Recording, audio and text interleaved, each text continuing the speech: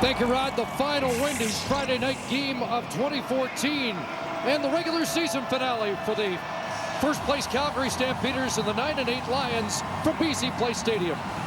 Calgary Stampeders locked up first place in the West a long time ago. They'll rest Levi Mitchell tonight and start Drew Tate. He is 8-3 career. This is his 12th start in the Canadian Football League. And Solomon Elimimian for the BC Lions set the tackle record last week. He now has 137 total.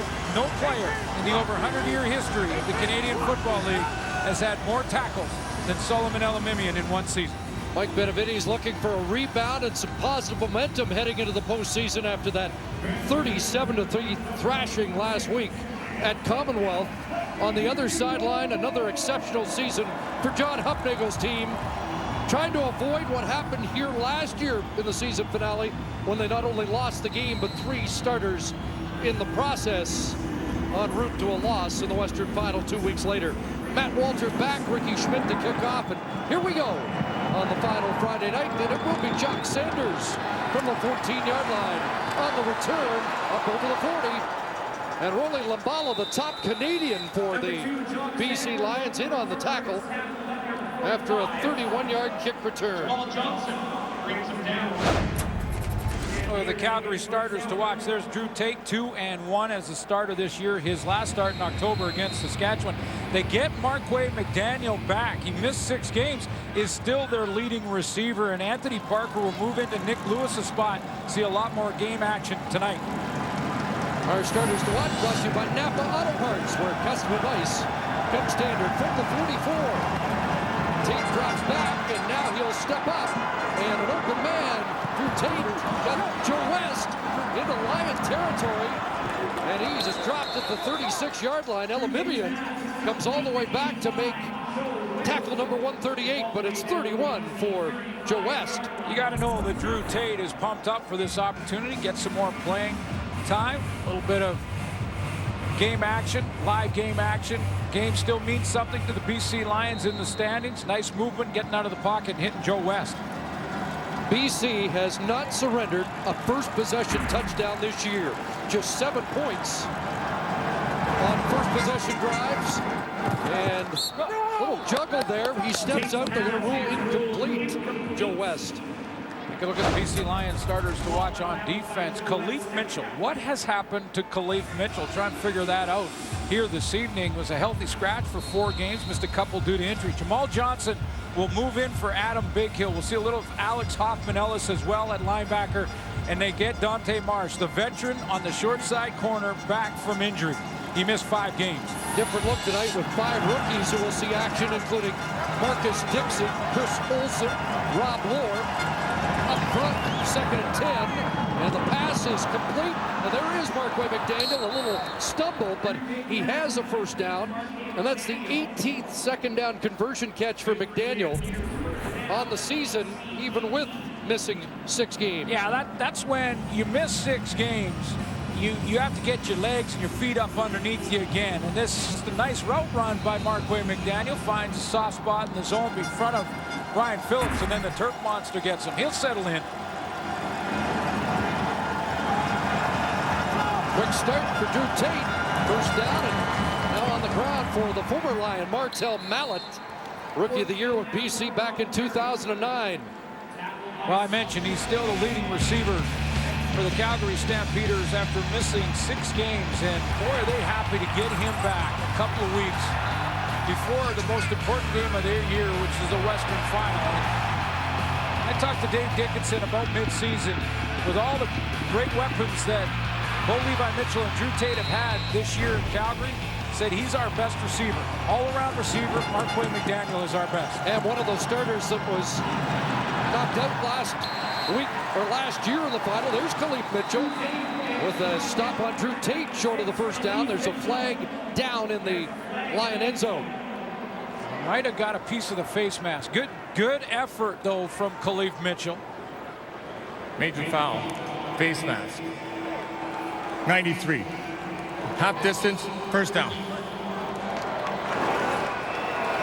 Well, they call it on Chris Olsen, newcomer out of Texas A&M, who takes Kareem Smith's spot.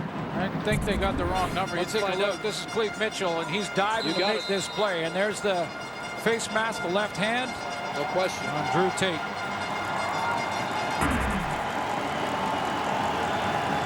Sets up first and goal, and again, the Lions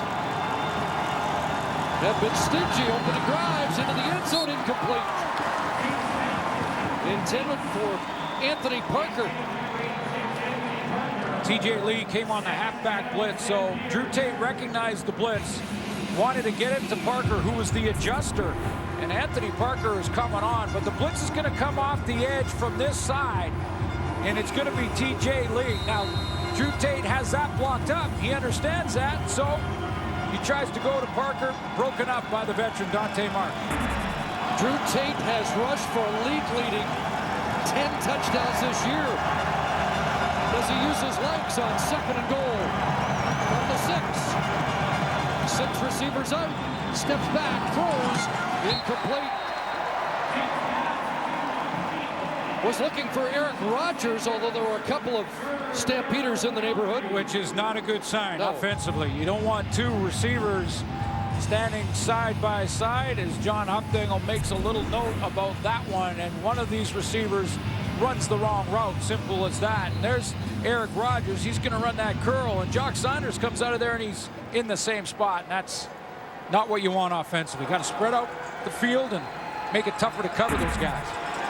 So running Paredes, short-range field goal, and BC will not surrender an opening drive touchdown in 2014 in the regular season. But the Stamps with the first points on the board. Kevin Glenn and the Lions offense getting set to go to work for the first time tonight when we come back. Wendy's Friday Night Football is brought to you by Wendy's new barbecued pulled pork poutine. Available for a limited time. Wendy's. Now that's better. Thank the good folks at Wendy's for their support again on Friday Night Football this year. Stephen Logan back in the Lion lineup. Back along with Marco Iannuzzi, who has been dangerous in recent weeks on the returns.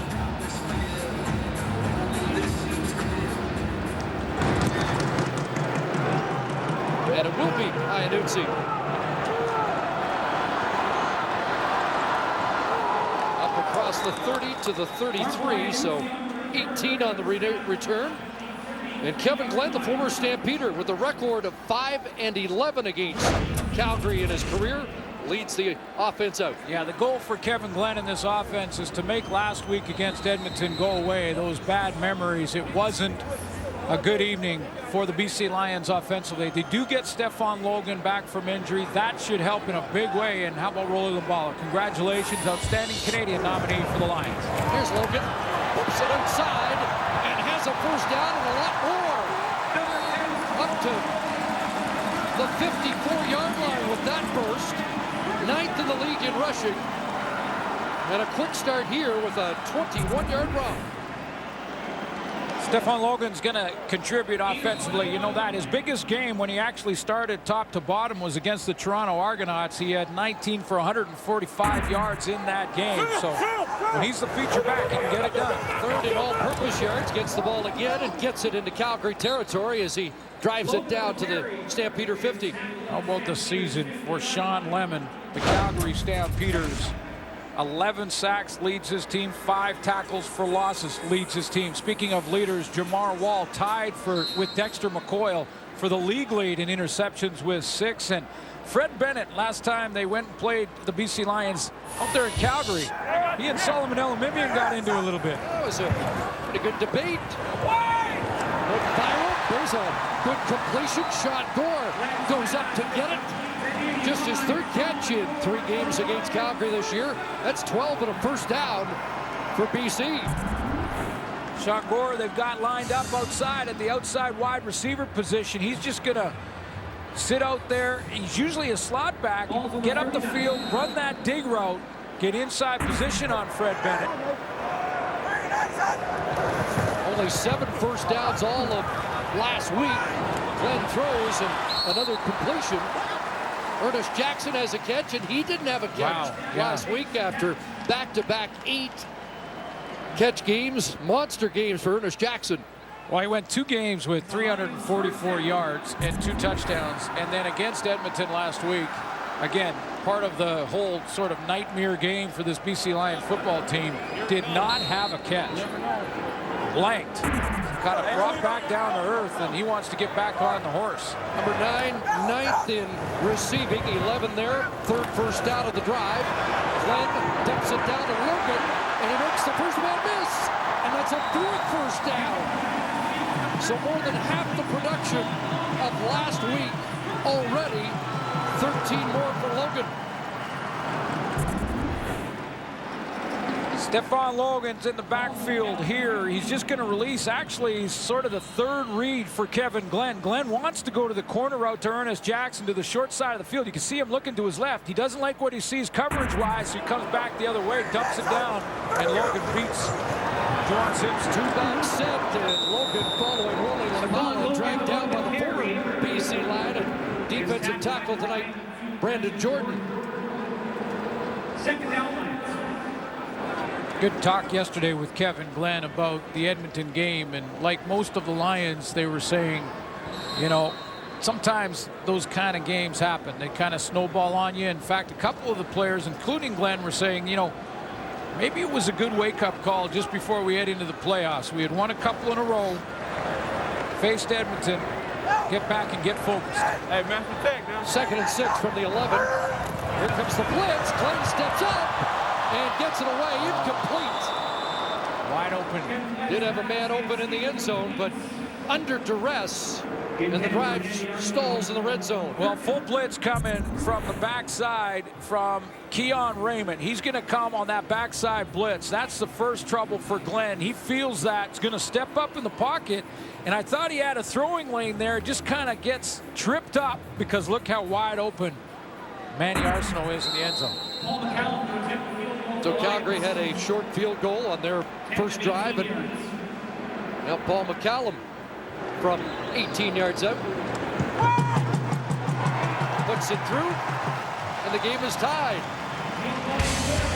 The crisp offense from both teams. Drew Tate looked good on his first drive, and we're tied at 3 on the final Friday night of the 2014 season. Looks like this is going to be an interesting night. Jock Sanders back as the Stampeders off to accept the kickoff. Jock Sanders, for Calgary. This time it'll be Matt Walter. For Calgary, Dino got across the 30, and then he gets dropped by Alex Hoffman-Ellis, who we'll see at linebacker tonight.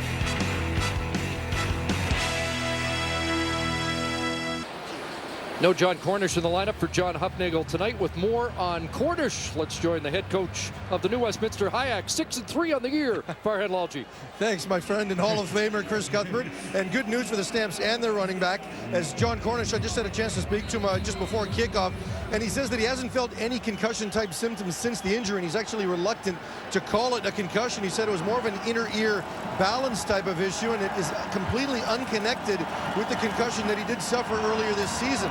He fully expects to be back practicing. He's going through the protocol, but when the Stamps return, barring any complications, he does expect to be back in the practice field. Hates missing games in Vancouver, obviously, because this is certainly his hometown, but John Cornish relaxing at home watching this game and fully ready to be a part of the Stamps come playoff time. Wonder if there's any birthday cake left over. Happy 30th to John, who celebrated it on Wednesday. 6 100-yard games this year. And barring something unforeseen, with a 230-yard lead, his 3rd consecutive CFL rushing title. Martel Mallets straight ahead, the running back tonight. Let's take a look at what happened to Cornish last week. And that snowy, cold game against the Winnipeg Blue Bombers. This is where John Cornish went down. No, everyone across the league concerned. Great news from Farhan and from John Cornish that he is going to be okay and ready for the Western Final. Got to keep the stars in the game, and it doesn't come bigger star than John Cornish, the nominee for Outstanding Player for the Calgary Stampeders and Outstanding Canadian. went from 36th on the all-time rushing list this year to 18th. He's climbing that mountain fast. Yep.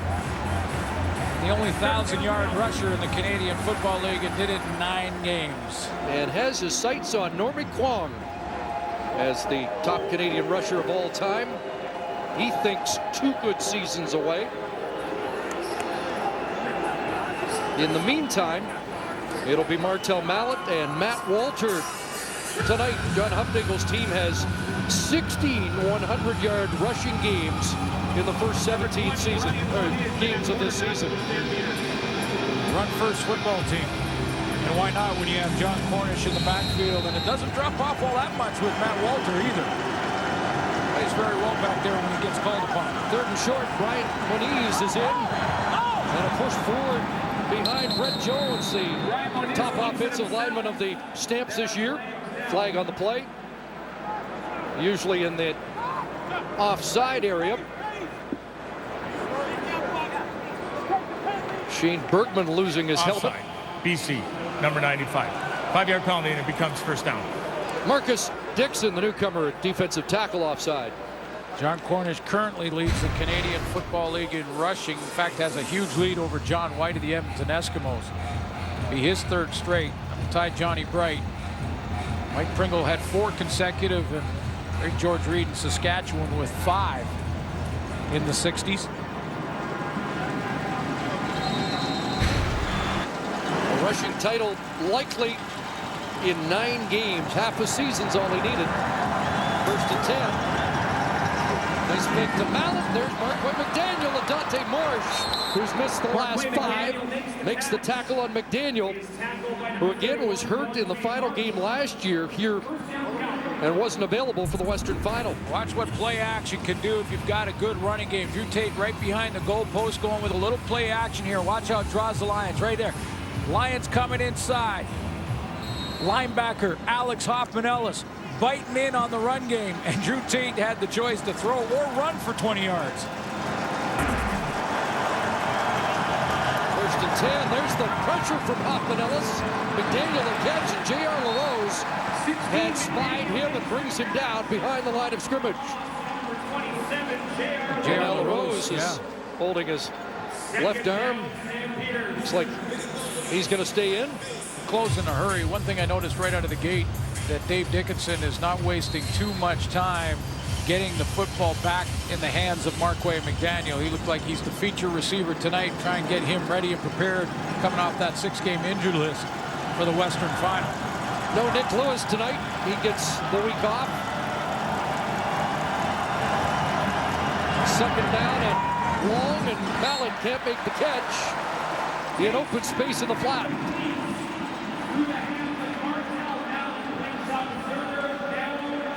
Martel Mallett, 20 touches, 175 yards in the first meeting against BC, including 6 catches against the Lions.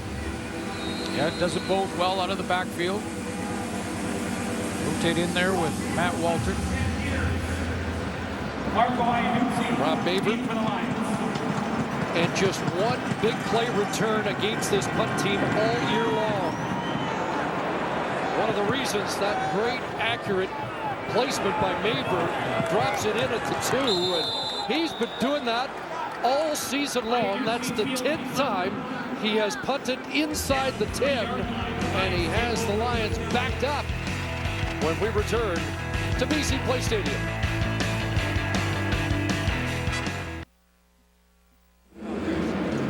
Mentioned Rob Baver's had a terrific year. And a real highlight. He'll take it. Yeah, I guess. Doesn't get much better. Great draw weight here to just drop it. I mean, it's the placement for a punter is so important to help the coverage team. But if you can do this is the bonus to get it inside the 10-yard line. He got it inside the 5 and then made it. Hi, Grandma, Dad, everybody watching. Let's get this W. Somehow got the backspin there to start the Lions offensively here on the 4-yard line. Pride of Turner Fenton Secondary in Brampton, Ontario. Long field for Kevin Glenn and the Lions, who looked good on their first drive. 7 first downs last week. They were 2 for 19 in second down conversions, 0 for 11 when facing second and 7 or more. Well, they had just 7 first downs. 10 2-and-outs. And trying to flush that. Looked good on the first series, and now they got Arsenault in space a little bit, but good close there by Fred Bennett. There's the other end of that good debate back at McMahon, number 8, and Elimimian with Jermaine Franklin stuck in the middle. It was fun to listen to. Yeah, that was a good one. Hey, I had a conversation, Chris, yesterday with Joe Palpal, receivers coach for the BC Lions, and he said that Manny Arsenault is finally healthy. You know, it's something they didn't want to talk about for a couple of weeks, obviously, but he is finally back and healthy. Expect big things tonight and in the playoffs. Just 82 yards in the last 4 games for Arsenault. Kevin Glenn got aired out. Ernest Jackson behind coverage, got it. Second catch of the first quarter for Jackson, and it's a big one, 36 yards. Kevin Glenn looks sharp, and big throw from the shadow of his own goalpost here. So he's going to run that corner route. 4 receivers to the wide side of the field, working in tandem with Manny Arsenault on the post, and then Ernest Jackson on that corner. Didn't have a big play last week on offense. They had 2 tonight. The Logan 21-yard run, and now a 36-yard pass play to Ernest Jackson. Logan stuffed here as Brandon Smith moved up from his defensive halfback position. This may sound simple, but Ernest Jackson has learned one of the fundamentals for receivers that is pretty simple, but it's crucial. Make the catch first. Before thinking about breaking a tackle and getting extra yards, just make the catch first. Yard for Logan, so 2nd and 9. Good protection, pass caught. Sean Gore's got it. Another first down, and he's into Calgary territory at the Stampeder 49. It's 18 for Gore. Kevin Glenn looks very sharp in the pocket here tonight. Like he wants to make the memory of last week's game go away as quickly as possible, and it's got to be on its way right now. He's got great zip on the football. He's reading the field, seeing it open up. Good throw and tight coverage there to Sean Gore. 17th start of the year for Glenn, 4th in the league in passing yardage. 1st and 10. Anybody open? Threw a fastball past Kito Public, incomplete. Lots of time, but nobody was open.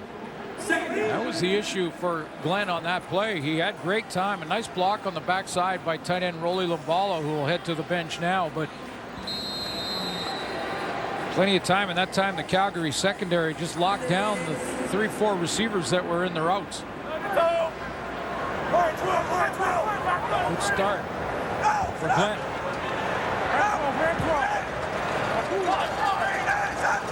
2nd and 10.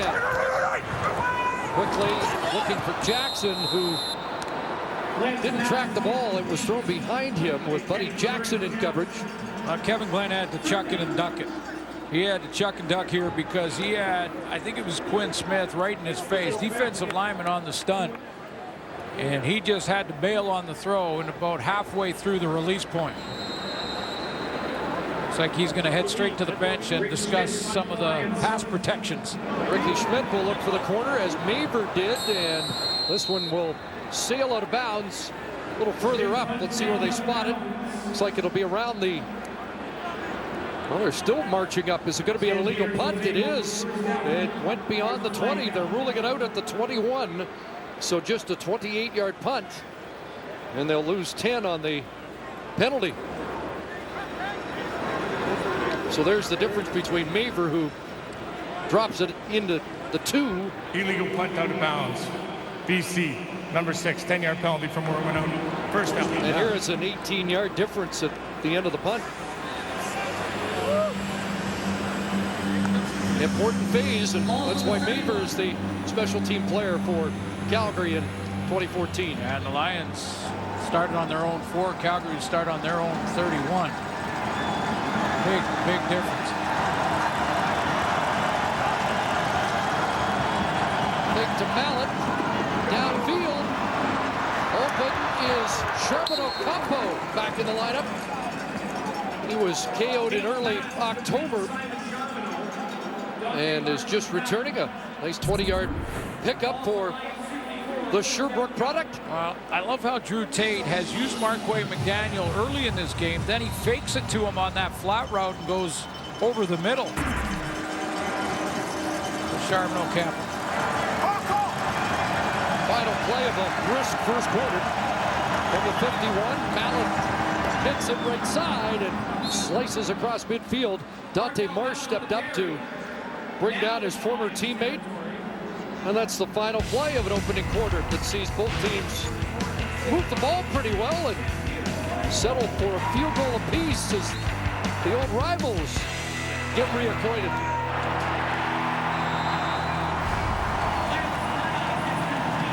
Congratulate first my partner Chris Cuthbert, 15 Grey Cups, is going into the Hall of Fame. Lowell Ulrich of the Vancouver Province and Mike Beamish of the Vancouver Sun also going to the Canadian Football Hall of Fame. There's Lowell Ulrich, or LU, on the left, and Mike Beamish on the right from the Vancouver Sun. But on behalf of the entire TSN team, partner, hey, I love the fact that throughout the years, the great respect you've had for the Canadian Football League, the passion you bring to the game, and congratulations, man. Appreciate that. We're going to keep a seat warm for you, and it really is an honor, and I'm really thankful for everybody behind the scenes that makes this such a great crew, and to go in with Lowell and Mike is an honor indeed. So didn't look like first quarter stats to me.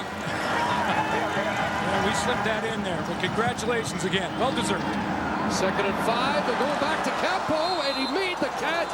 What a tough catch that was. With Josh Johnson in coverage. So Campo, like McDaniel, back in this Stampeders offense and making an impact. 33 yards. Physical there. Josh Johnson tried to slow his route, and Campo ran that corner route, but he wasn't able to, and it was a tough catch. Johnson had caught up. Get a little congratulations from teammates on the sideline. Josh Johnson, of course, for the Lions, their rookie nominee this year.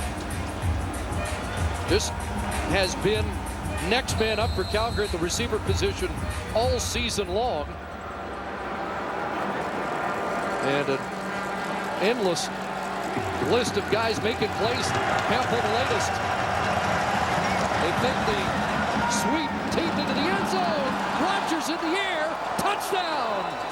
Eric Rogers has his first Canadian Football League touchdown. 21-yard strike from Drew Tate. The timing bang on here from Drew Tate. He lets go of this football just as Eric Rogers is coming out of his break right down Main Street, and then puts it up there for his receiver to make the contested catch against the veteran Ryan Phillips. That's back-to-back excellent catches from the receiving core of the Calgary Stampeders. Went up and got it. He caught our eye in his debut against Saskatchewan. 5 catches, 72 yards, and now he's hit pay dirt for the first time.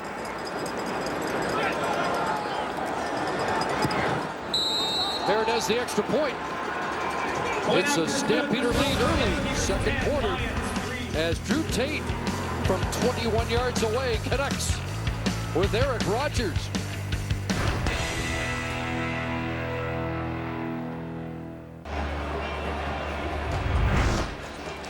Marquay McDaniel making a difference even when he's not catching the football. There's the two players and two principals here. Watch the routes and how it influences the safety, J.R. LaRose. On the snap of the football, they're going seam routes with Marquay McDaniel coming on the post. J.R. LaRose jumps that one, leaving the middle open for Eric Rogers. Rogers just now has to get inside position on his man, Ryan Phillips. And Drew Tate hits him for the touchdown. There it is. Kicking it to Iannuzzi. And Iannuzzi will be stopped short of the 30-yard line. Glenn Love, a former BC Lion, the tackle. Also love the way that Eric Rogers, a rookie, went up there and took the ball out of the air rather than waiting for it. Hold it down, B.O.B. Brownie represent. One Deezy, where you at? He's a difference maker. 16. So the Lions start just shy of their 30. Kevin Glenn, 6 for 9, 91 yards to start, and they fake to Logan, find Jackson, and he'll get pulled down short of the first down. Looks like he's got 9. Tackle made by Jamar Wall, who leads, or at least tied for the lead in. And the Pats are got the. Yeah. Yep.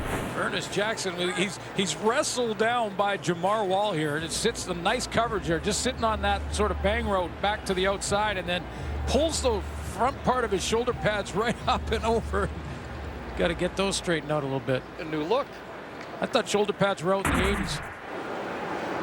There's Wall, 6 interceptions, so he's tied for the lead in that category with Dexter McCoyle of the Edmonton Eskimos. John Beck, short yardage team in, and flag comes down as he plunges. Looks like the surge enough for a first down pending the penalty.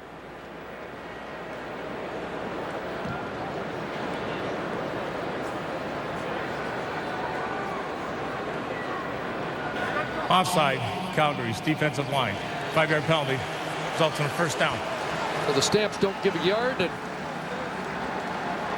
they'll have to give up 5. Well, Calgary nominee for defensive player was Sean Lemon. Great second half of the season he's had. Could have been Jamar Wall. And take a look at Wall and his consistent play all season long, tied with Dexter McCoyle, as you mentioned, leading the league in interceptions.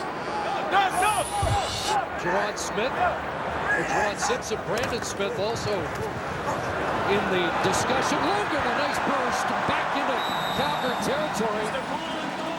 Coming back off a thigh injury, but it looks like the lights are fresh. 17 more for Stephen Logan. With Logan's speed and how he's able to bounce it so quickly outside, the Calgary defensive ends are going to have no choice but to widen out. And that should open up inside running lanes as this game goes on. He's got a great ability to break outside. 49 in his first 2 games against Calgary. He's got 49 already tonight, and he can add 5 more down to the 45. Brandon Jordan again in on the stop. But there's a sense that a healthy Logan is going to really enhance the Lions' attack heading to the postseason. Without question. And chips in on the special teams, the return game. He's averaging around 9 a carry already tonight. Second down, short drop, pump, and checked it down to Rolly Labala, who will be short of the first down. Buddy Jackson from the corner moved up and denied the first down. This is that important part in the field where we've seen coaches at times gamble here, where it's a little far for a field goal attempt. It's a little tight to punt it, because if the punter doesn't get it out where he wants or gets it in the end zone, looks like Mike Benavides is going to leave him out there. Well, they had the net 18 yards after the short punt by Ricky Schmidt to the penalty, so this time they'll try 3rd and 3. Offense trying to stay on the field. Here comes pressure, but Logan's got it. He's got a first down and cuts back inside the 30. So the gamble pays off. And it's 14 on the pickup from Glenn to Logan. Going to be a blitz here, and then Logan is going to come out of the backfield in between that and get to the flat and out there for Kevin Glenn quickly. Watch Keon Raymond come upfield wide, and that's what I talked about. When he's bouncing run plays that well, then you're going to have to widen your defense a little bit to contain that, and it opens up inside lanes. 1st and 10. Couple of options on a little trouble, so he throws it away.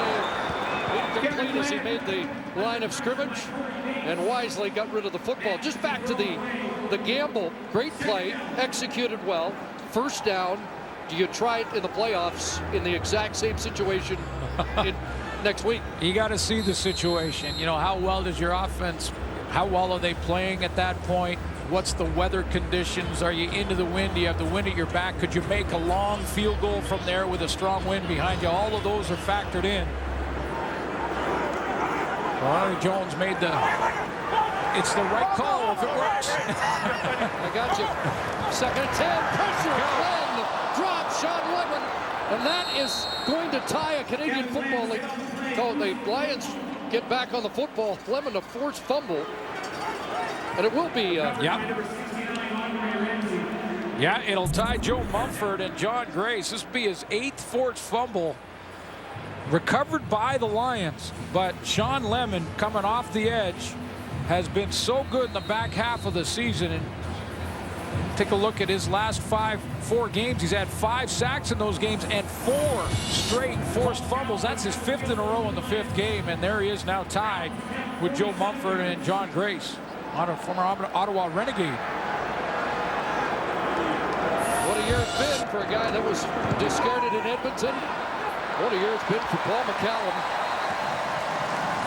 36 successful field goal and 40 attempts on the year. So 90% for Paul McCallum, more than a passing grade.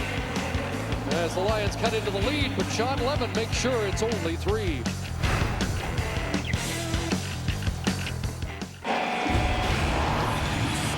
Tying a Canadian Football League record tonight. Shared by Joe Montford back in 2000. And Ottawa Renegade John Grace. 8 forced fumbles in a year, and now Sean Lemon joins that list. And 5 of them in the last 4.5 games.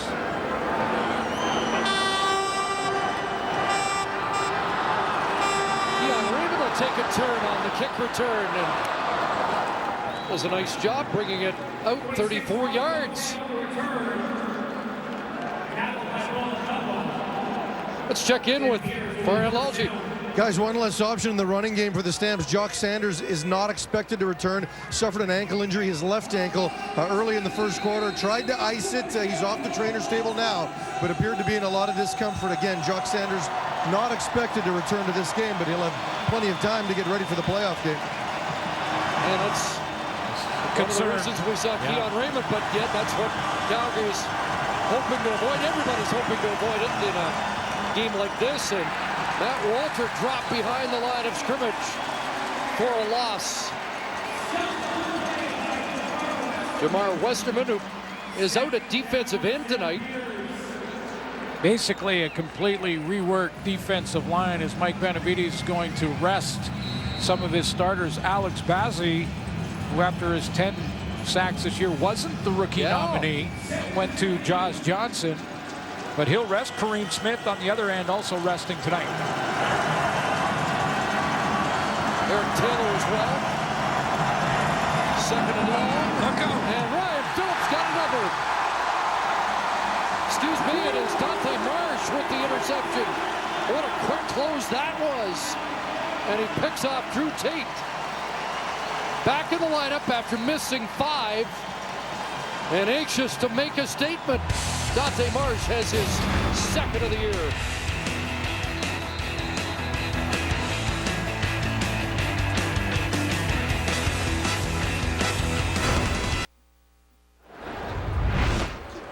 Some guys just bring that competitive edge, and that's what Dante Marsh brings. Plus that leadership as a veteran. He knows Drew Tate's getting ready to let go of the football here, so he can drop his man and jump that underneath. He's got a Eric Rogers go route on the outside of him. He's going to drop that, cut underneath for the pick. Veterans get that done. But a penalty for excessive celebration. 31 with his 31st interception. And here's Sean Gore, another reception. Kevin Glenn threw it to the far side of the field and hooked up. Sean Gore does a nice job coming back to the football here. His quarterback was in trouble and retreating. He got a little pressure and Kevin Glenn in his face. And so Gore, just to the right of your screen, is going to continue to keep working back to the football. A little bit of pressure on Glenn there. He's just sort of, again, chucking and ducking a little bit. Logan. I talked to Mike Benavides about the return of Dante Marsh. He said, you know, the veteran can see it before it happens. He's got the confidence to be able to drop a player, make a big play. That's what he does here, cutting underneath and helping out his teammate TJ Lee. Now, he got a little excessive, got excited after the pick, ran all the way down to the end zone, and that's why he got the penalty. 2nd and 10. The ball stays in the block. Glenn going deep. And Bennett with the interception. Went back to Gore. And Kevin Glenn is picked off as Fred Bennett has his 4th of the year. Well, Fred Bennett does not get fooled at all. I mean, you're talking about as good a coverage as you can get out there. He's looking in at Kevin Glenn, watching Glenn, playing his receiver, and then he just runs the route. I mean, he basically runs that go route for Sean Gore. He's just letting Solomon Elimimian know who he is. Because Solomon wasn't sure a few weeks ago. They trying the wrong one. Let's get it. Let's get it, bro. We need that. Hey, come on, come on. His Y'all know what 4th. time it is? So they trade interceptions on the last 2 series. Let's go. Calgary back in business with Levi Mitchell at the controls. So Mitchell getting at least a series here and has a strike to Joe West up at the 42. Quarterback for the Stampeders. 17 on a pinpoint throw by Levi Mitchell on his 1st of the night. When you take these two quarterbacks, as well as they've been playing this year, 14-win team, looking to try and move it to 15 wins tonight. They've combined for 28 starts. They feel like veterans, like they've been playing for a long time, and a 15-2 career record already for Levi Mitchell. 8-game win streak snapped last week. Hasn't beat the Lions. And the sweep. Anthony Parker breaks a tackle and then gets dumped by Elimimian at around the Lion 50, but that's a 17-yard run for Parker.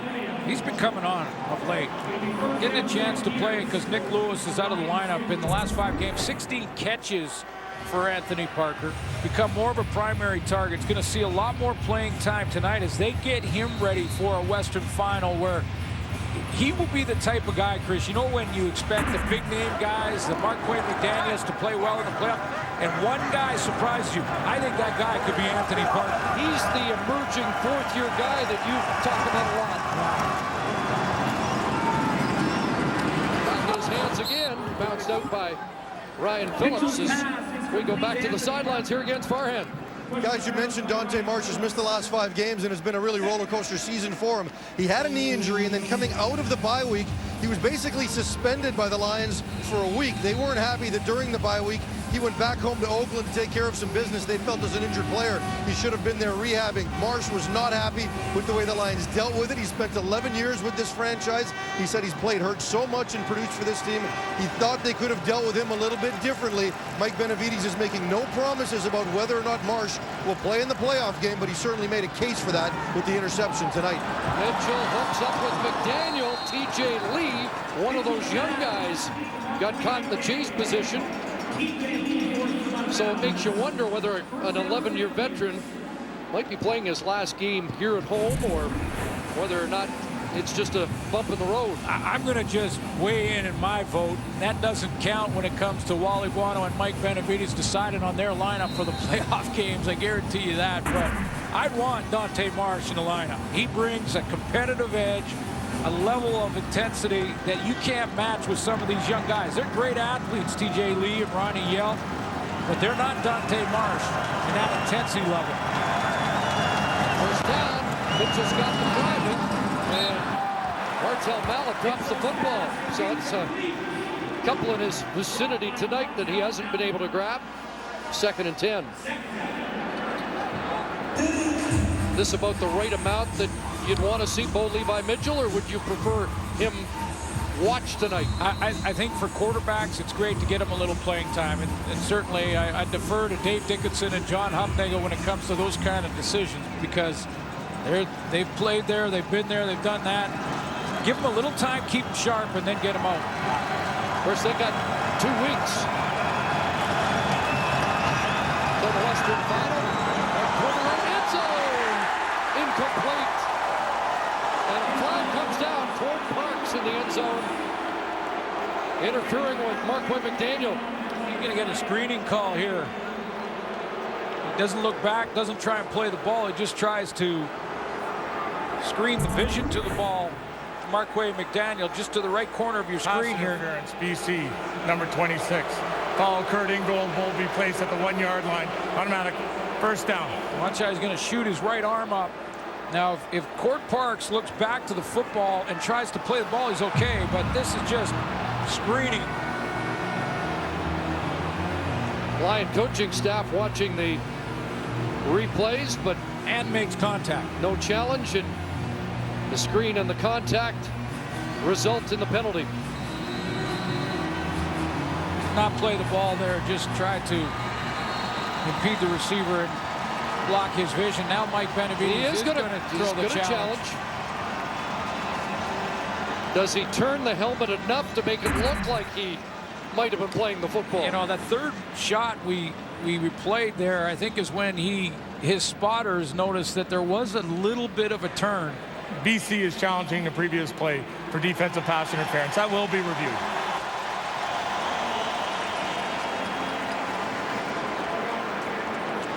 Only one challenge all last weekend games, but this is a big call here.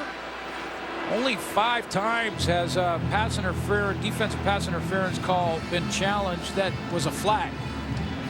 But many more that have been challenged with no flag where it looked like the official may have missed a call. But only 5 times, this will be number 6, that a flag was thrown and the challenge flag thrown after that. Only 2 times has it been overturned. I'm not sure the contact is early, but the issue primarily is whether or not he was screening, playing the football, or just screening McDaniel. And you can read the lips of the coach who says, what's wrong with that? Well, we'll find out.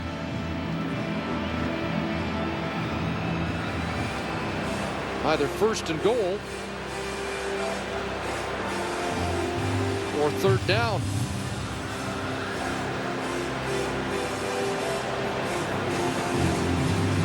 Park's not a starter tonight, playing a little bit as Yeah, he's been banged up a little bit, and they wanted to rest him as much as possible.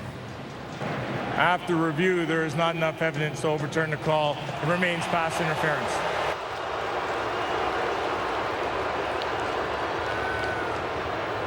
not surprised by the result, but we are taking the 3-minute warning at this time.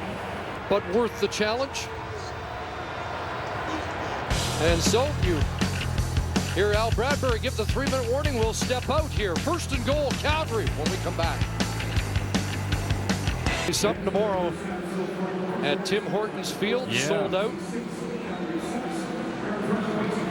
As they settle things in the East. Ryan Moniz in, first and goal, Calgary after the penalty. At the line, 1-yard line. And Moniz going to go and pass it. Anybody home? In some trouble. And he'll get stopped. Got back around the run. But denied from getting in the end zone by Jamal Johnson. Moniz wanted to go a little play act, just try and basically trick the Lions secondary. Watch Dante Marsh take away his man. He's got Jabari Arthur up there. That's the guy Moniz wanted to go to, and this is the intensity I'm talking about. Never take a play off. Do your job, and everybody else will rally around that. He didn't have a target over there. Bernard Hoffman-Ellis assisting Jamal Johnson, so second and goal from the one. Straight ahead this time. Waiting for a signal. He is in. Touchdown. Ryan Moniz, but there is a flag.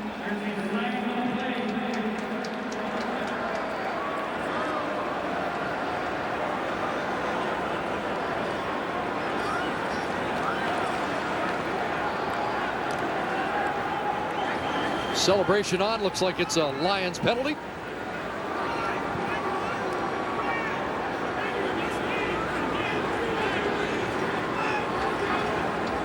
Major foul, face mask, BC, number 90. A 15-yard penalty will be applied on the kickoff. Touchdown. Rob Lord, defensive tackle.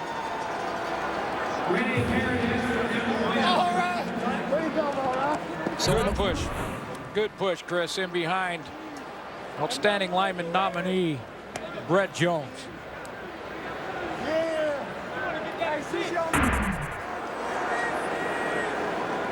And just waiting for confirmation.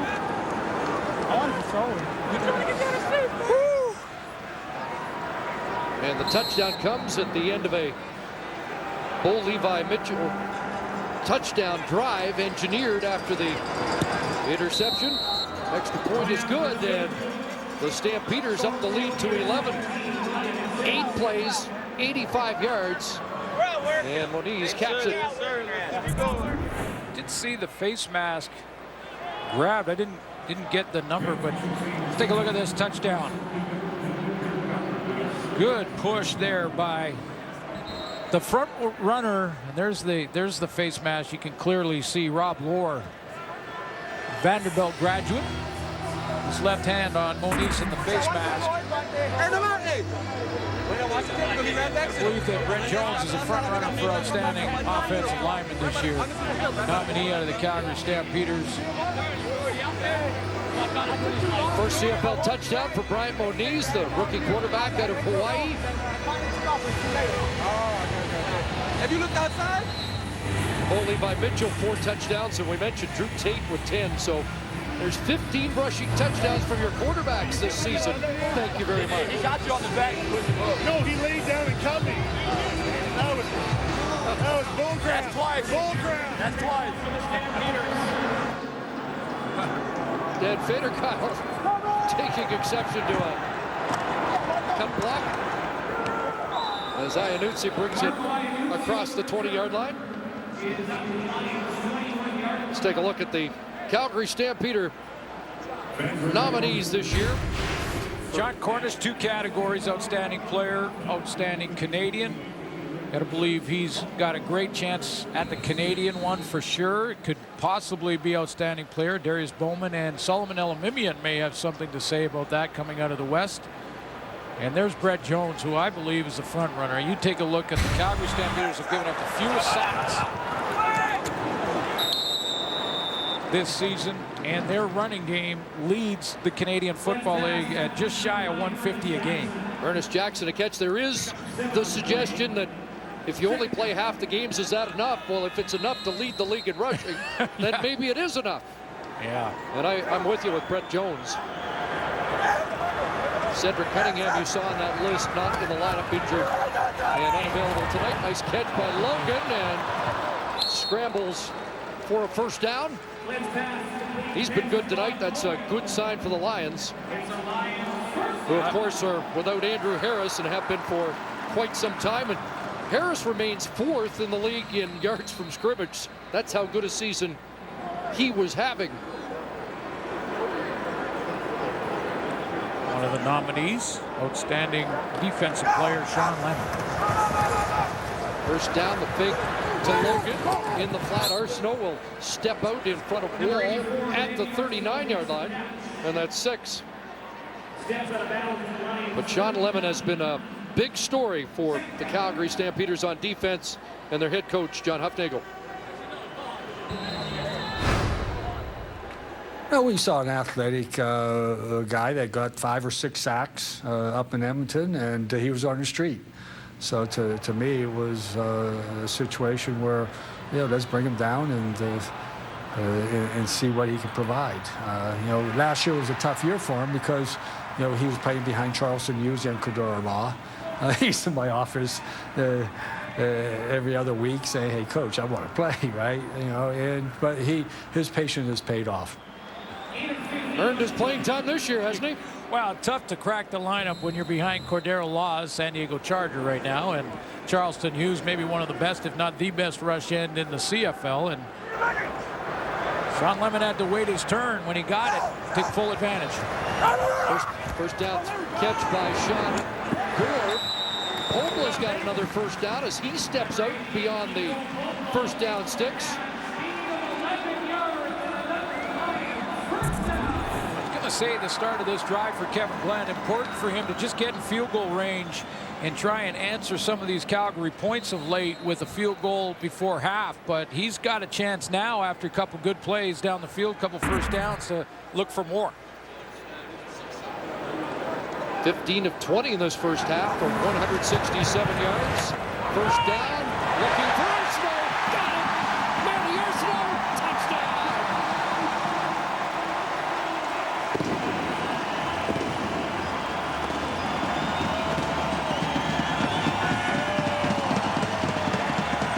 Calgary declares early. Shows the veteran Kevin Glenn in his 13th season that they're going to load up the line of scrimmage, bring the safety out of the middle in Josh Bell, number 11. And if the safety's not back there, he's got a receiver that's going into that hole. Number 84, Emmanuel Arsenault, 46-yard touchdown throw. First touchdown since mid-September for Arsenault, his 8th on the year. And you mentioned it earlier, he's finally healthy. Biggest play in quite some time. Shout out to the O-line. The Manny Show gets them a little closer to Calgary tonight. Well, he could see the middle open. Josh Bell had moved down and basically robbed the curl is what the safety's doing with no one deep in the middle. He's got the one-on-one with Jamar Wall. Now all he has to do is get inside position. Glenn's got to throw it out there and let his receiver just run underneath it. And Arsenault does the rest after that. I love how he takes on the contact. There is Josh Bell. I mean, robbing the curl is just hanging right here and not getting your depth into the deep middle to help any deep routes, deep posts for your halfback. So he robbed you just sitting there trying to hold that curl underneath, real shallow, and he just has the best seat in the house to watch a touchdown throw from Kevin Glenn to Arsenault. Talking to Kelly Bates of the Lions prior to the game, and he mentioned that no one practices harder than Arsenault, and if everybody practiced the way he did, There we go. your team would be even better. So healthy and back into the end zone, and got a 4-point game in the final minute. And Keon Raymond's had a couple of good kick returns. Ball squirts loose after the whistle. And again, Jock Sanders injured and on the sideline, so Raymond returning. And let's take a look at the Lion nominees. Well, no question who's a defensive player, an outstanding player for this BC Lion football team. That's Solomon Elimimi. And of course, last week, you missed the top of the show. We talked about his 137 tackles coming into tonight, a new CFL record, which he set that mark last week. Javon Olafioye is the right tackle and outstanding lineman nominee. And there was the question mark, Josh Johnson, and not to take anything away from his season, but Alex Bazzi, I thought, would be their nominee, and he wasn't. Yeah, that surprised me too. And none of the Lions happy for Wooly Lambala, great veteran, 7 years, and one of the glue guys on your team, and yet a little surprising that it's not Andrew Harris. Yeah, again, that was another one. And, you know, Wooly Lambala has played guard, he can play fullback, he can play tight end. I asked Mark Washington about Alex Bazzi. He said, hey, you don't go wrong going either direction. Bazzi was great for him all year long. He said Josh Johnson had stats in every category.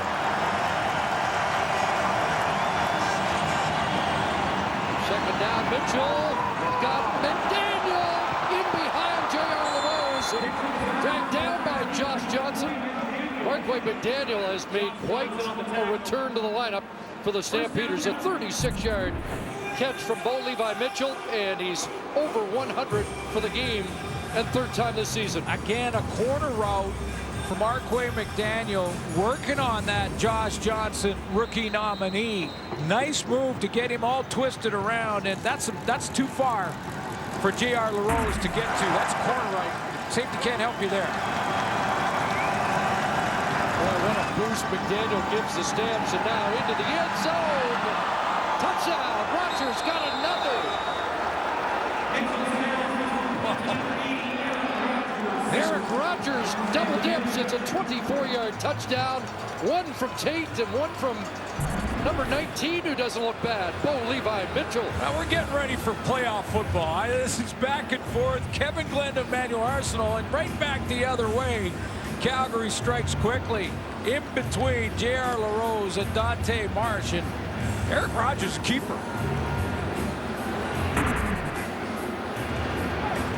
Was some discussion, would it be Rogers or Joe West if Mo Price is back for the Western Final? West has made some catches tonight, but Eric Rogers in his second game has a pair of touchdowns in this first half. 2 catches and 2 major scores in game number 2 of his CFL career. Listen to me, we're going to kick it deep. Remember on Dante Marsh's interception, how he dropped his man. Well, the adjustment is to have that shorter route, the Dante Marsh route, have that shorter. So Marsh has to now make the decision quicker. He has to take his man, Anthony Parker, right here. He's got to jump him. He can't fall off too late. It freezes him at that turn to make it quicker. Don't get too deep down the field. Now he's in a chase, and he can't help out on the deep route to Eric Rogers. Just a little bit of an adjustment in the routes by Dave Dickinson. Watching Dante Marsh jump that one in the combination, made an adjustment, and this time got him behind coverage. J.R. LaRose had to get there on that one. Couldn't get to the corner, but he had to get there on that seam route to Eric Rogers. Different first half in 2014 in the regular season finale for Calgary than it was a year ago. Iannuzzi gets one block, and he'll get dragged down by Josh Bell with the flag down near midfield. 15 seconds remaining here in the first half, and the teams trade touchdowns in the late stages. Holding BC number 8 during their return. 10-yard penalty. First down. I want to show you what the coverage was and where J.R. LaRose got in trouble. J.R. LaRose is right here. There's the Eric Rogers touchdown. It was a halfback blitz, so the blitz is coming from the halfback TJ Lee. Now he's got to go and cover man-to-man, so that's just J.R. LaRose's man. Dante Marsh went back to try and help him, but that wasn't his man. That was just LaRose getting beat in a one-on-one.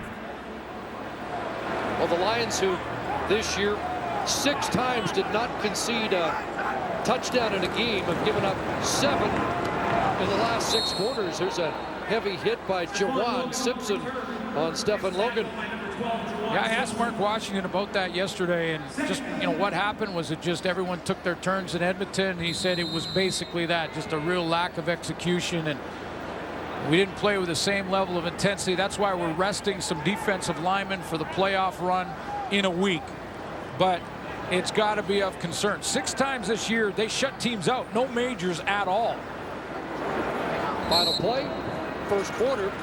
A lot of points on the board. Calgary with 3 touchdowns. Kevin Glenn hooking up on a touchdown pass to Manny Arsenault. 24-13 at the half. I like this right here. Eric Rogers. Calgary Stampeders have found another weapon going into the playoffs. I'm loving it. Yeah, 2 touchdowns so far in this one. Here he is with Farhan Lalji.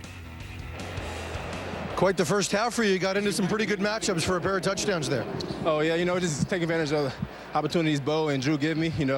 Got one from each, and it's big for us to get a touchdown at the end of the half after they scored on us.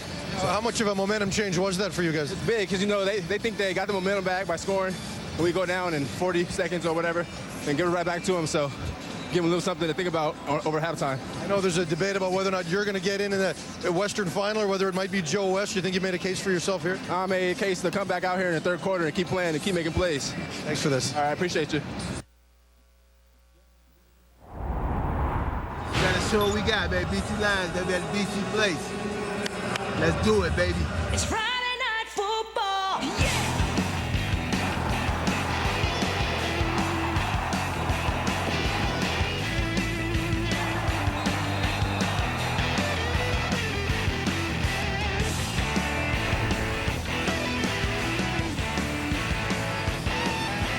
Plenty of offense in the first half at BC Place Stadium. 24-13.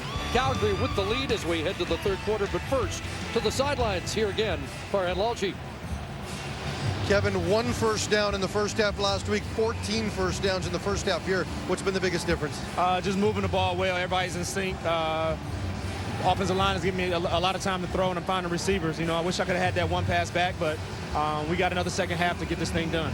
How important was that performance? You know, hopefully it continues in the second half, but just to go into the playoffs with some momentum. Big time momentum, especially after the loss that we had to Edmonton. To get back on the field and do something like that, it puts a lot more confidence back in our heads. Thanks, Kevin. All right, thank you. Good news for Mike Benavides is they've had some offense, but the bad news is a team that's been noted for its defense this year gave up 3 touchdowns in that first half. Well, number 2 ranked defense against the pass. They gave up some passing yards. Second half underway with the return by Iannuzzi, and he gets drilled. Big hit, Matt Walter. Or check that, Keenan McDougall. And that's a pretty good way of segueing the former Saskatoon Hilltop. Hilltops will play the Langley Rams at Langley in the Canadian Bowl tomorrow. Keenan McDougall with a nice way to promote it. There you go, and a great special teams tackle for Keenan McDougall to start the second half. Fights off his man, steps right in there, makes a nice form tackle. He's got a block kick this year. That's his 17th special teams tackle in 2014. They start on the ground to Logan. Good yardage off the left side behind Jamarcus Hardrick and Andre Ramsey. I agree with Matt Dunnigan at halftime. Stephon Logan makes a difference to this offense, and how quick and how much speed he's shown. He's got fresh legs, got nice bounce. He had 12 for 66 rushing, added 32 receiving yards. Speed to the outside makes those defensive ends for Calgary widen and be more aware of him. 6th consecutive game that offensive line's been intact, and on second down Logan ahead for the first down up to the 39. Good hard hitting in there. That was Junior Turner stepping in, and Logan had picked up first down yardage inside, but had to take a good hard hit from Junior Turner to get there.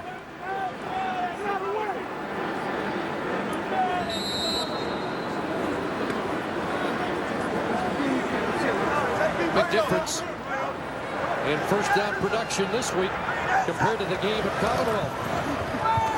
And a catch is made at the 45-yard line. Arsenault the grab, but in the grasp quickly of Jamar Wall. They'll give Manny 6 on the play. Yeah, that was 7 first downs total against the Edmonton Eskimos in the entire game. So obviously offense a lot better for the BC Lions tonight. One of the reasons for that, a healthy Emmanuel Arsenault. 4 catches, 60 yards, and a touchdown for Arsenault so far. 2nd and 4. Then in some trouble, dumped it off to Logan, stayed upright, and now gets outside. He'll step out at the Calgary 46. It's another first down. Stephen Logan certainly has put some bounce back in the BC offense. It's a 20-yard pickup. He's playing so well right now, Chris, and I know the Lions want to win this game, exercise the demons from the Edmonton game a week ago, and go into the playoffs hot and winning this football game tonight. But as well as he's playing, and Andrew Harris on the shelf and not available for the playoffs, I'm not sure how long I'd play him. And off to Lachard. Just his 3rd carry of the year. Yeah, I mean, the Lions are still looking to decide, are they going to go through the East? Are they going to stay in the West Division and go back and play Edmonton in that Western semifinal? So, you know, they want to win. They want to go. Every team wants to win. That's a given. You want to win every time. You want to win if you're playing backgammon with your roommate on the way to the stadium. But Stephon Logan cannot get hurt in this game, just like the concern for Calgary Stampeders losing players in this one when the game doesn't matter to them. Low shotgun snap, scooped up by Glenn. Throw is incomplete. Keto Pobla couldn't make the catch. I think on this slant route, Jamar Wall just maybe got a piece of his hand as he was trying to reach for it. Couldn't get them both up there at the same time. He's going to try and run this post pattern across the middle. Wall breaks on it nicely. Well, looked like he just avoided contact. This is interesting. Paul McCallum comes out not to try a lengthy field goal. They're going to give him the opportunity to see if he can hit the corner. Ricky Schmidt was unsuccessful. Benavides gambled about this same spot on the field in the first half. Time count violation. Didn't have enough BC, number 4. 5-yard penalty, remains third down. Pascal Lochard left the field, and they'll march it back 5. Difference for Mike Benavides in the first half is the same place in the field, but it was 3rd and 3, not 3rd and long. So with that penalty, no decision to be made here. Kick it away. Leaves McCallum in, even though it's 5 yards further back.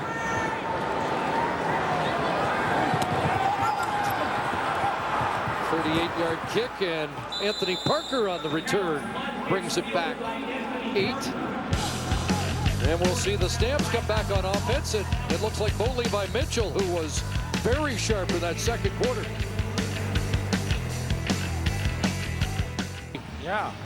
Combined schools team in Calgary. Bishop McNally, Father Lacombe.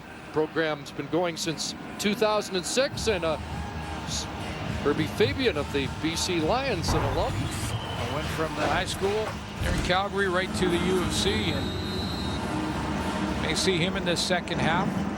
The guy who's had to fight back off a horrible knee injury, reconstructive knee surgery, and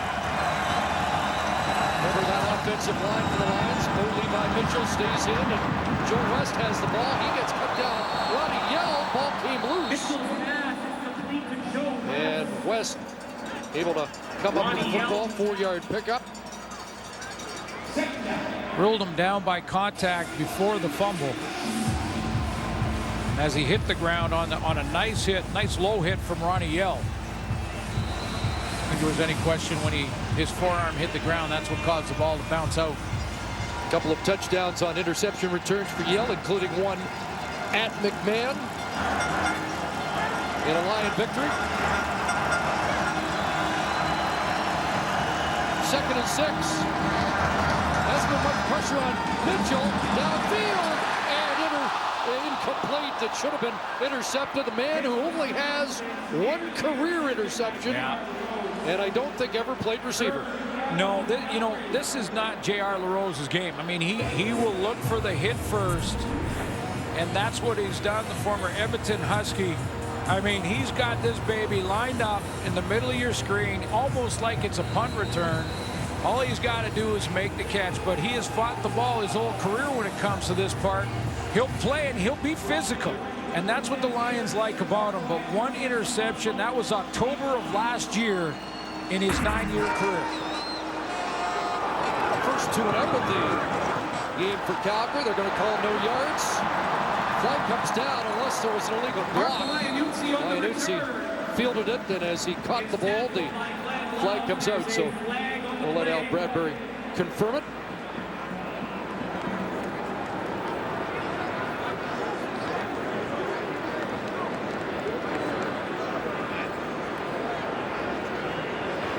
No yards, Calgary, number 94. It was a 15-yard penalty, but it'll be declined as the game was greater. First down. Frank Beltre called timeout on the field. Just past the 5-minute mark of the 3rd quarter. Just 1 game for Travis Lulay this year, his 8th consecutive game upstairs. And with more on his condition, let's rejoin Farhan. Yeah, a lot of debate about Travis Lulay's availability for the playoffs. Now, he is going to come off the 6-game injured list once the playoffs begin. He has been throwing in the last couple of weeks, including in the warm-up today, but everything he's done has been from structured, stable, controlled positions. He's yet to let it rip, as they like to say, in an uncontrolled setting, and that's what the Lions coaching staff will want to see in practice this week. Seeing if he can just throw from awkward angles, have to make a quick reaction and throw, but you get the sense from talking to Mike Benavides that the circumstances here are much different than when they were a year ago when he did come back and play in the playoffs. He hasn't taken the 600 or so snaps like he did last year prior to the injury. They're not convinced yet. It's going to have to be a pretty compelling case by Lulay over the next week if he's going to go, and they've got to be happy with what they've seen from Kevin Glenn so far today. I was going to say Kevin Glenn's making his own case today. 2nd and 10. There's Sean Lemon making his case. Another sack for Lemon. Off the edge, his second of the game, 13th of the year, the defensive player of 2014 in Calgary. I think he was going one-on-one here on Rolly Lumbala, and Travis Lule wanted to see exactly what happened and how that pressure. You see tight end number 46, Rolly Lumbala, over there to help out. He just runs by him. And it's McCallum to punt. Parker steps out of bounds. And it will be Calgary football. 24-13, things heating up a bit here at BC Place Stadium. Our sack tally brought to you. At the top of your screen, that's the second of the night for Sean Lemon. Now our sack tally brought to you by Pure Later. Tackling hunger across Canada. Check. Sean Lemon tied for second now with Odell Willis. Up at 13 on the season. John Chick's the leader. We'll see him tomorrow. Mitchell stays in at quarterback, and not going very far. Khalif Mitchell trying to make a case for some playoff time. Well, he's got to make his case. I mean, you think back to Khalif Mitchell's 2011 season with the BC Lions, 6 sacks that year and was just a monster to block. And then you go to 13, he moves to Toronto, has 5 sacks that year. Again, he's trouble for any interior offensive lineman. And this year, healthy scratch 4 games, injured 2. Basically pushed to a backup position. He's got to make a case for himself tonight. 2nd and 6. Short back by Mitchell. Pressure on. Gets away. And throws cross body and incomplete. Intended for Rogers. It's almost the first sign of pressure on Bo Levi Mitchell tonight. Yeah, and it's again coming from the guy who, as you mentioned, is in a bit of an audition for Mike Benavides here. Khalif Mitchell to get back in the good books and get back in there. He gets a good push on the double team here, and he causes, with help from the backside and Jabbar Westerman, Bo Levi Mitchell to get out. I think Eric Rogers was so surprised he threw across his body, he just dropped it. Either that or he realized 56 was right in the neighborhood. Look at Logan. Breakthrough. Can Weaver stop him? Just bumps him out. Big play for Stefan Logan. Mentioned in the first half, just one big kick return against that punt cover team this year. But Logan just made it number 2 with a 39-yard return. Boy, he has got that great speed, and he hits it up fearlessly. Remember, he set the Pittsburgh Steeler mark for kick returns in a single season. Stephon Logan did that back in 2009, a franchise record just shy of 1,500 yards for the Steelers. Midway through the 3rd quarter, down by 11, but they start at the Calgary 26. Back in Logan's hands. Nice hit. And Jawan Simpson there.